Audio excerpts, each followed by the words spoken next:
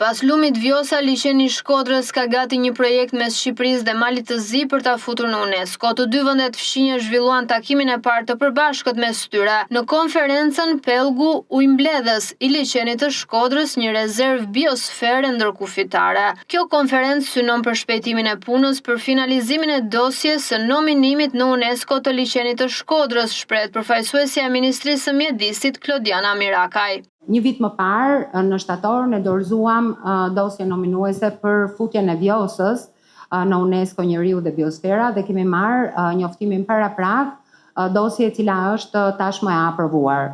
Dhe shpresoj që edhe në shtator të përfundojmë dosje nominuese për liçenin e Shkodrës si një rezervë e biosferës ndërkufitare dhe ta kurorëzojmë me sukses.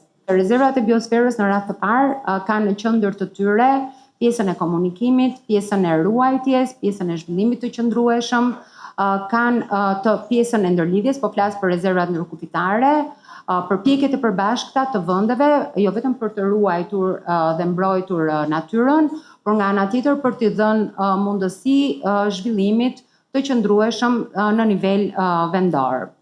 Pa dashur t'i kthehem vlerave të larta potenciali që ka liçeni i Shkodrës si një zonë Ramsar, pikërisht për vlerat e larta të biodiversitetit, si të florës dhe të faunës, mendoj që futja e kësaj rezerve në UNESCO do të japi një shtysë edhe më të mirë përdorimit të qëndrueshëm të burimeve natyrore, përdorimit të qëndrueshëm të peshkimit, përdorimit të qëndrueshëm të bujqësisë, të përdorimit të peizazheve natyrore, njëkohësisht do t'i japi një mundësi zhvillimi dhe rritje dhe përmirësim në drejtim të zhvillimeve kulturore. Pala Malazeze, pavarësisht dakordësisë së plotë për kërkesën që do i bëhet UNESCO-s për liçenin e Shkodrës, është kritike duke kërkuar gjetjen e mënyrave më të mira për të mos shkatëruar natyrën. Është një mundësi e mirë që liçeni të jetë një rezervat i mbrojtur i UNESCO-s. Kjo është e rëndësishme duke marrë parasysh vlerat kulturore dhe mjedisore. Ky takim i sotëm përforcon bashkëpunimin drejt suksesit të këtij qëllimi të përbashkët. Ne jemi të përkushtuar dhe do të kontribuojmë drejt objektivit përfundimtar.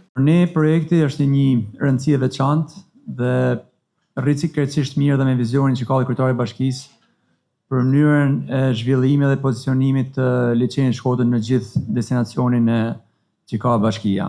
Ne jemi në një fazë shumë mirë dhe kjo strategji që dhe nisëm shumë interesante që ka nisë këto vite rri krejt mirë me certifikimin ekologjik që ne kemi nisë, do jemi destinacioni i parë ndoshta në Shqipëri, që do të certifikohem si eco destination apo destinacion ekologjik.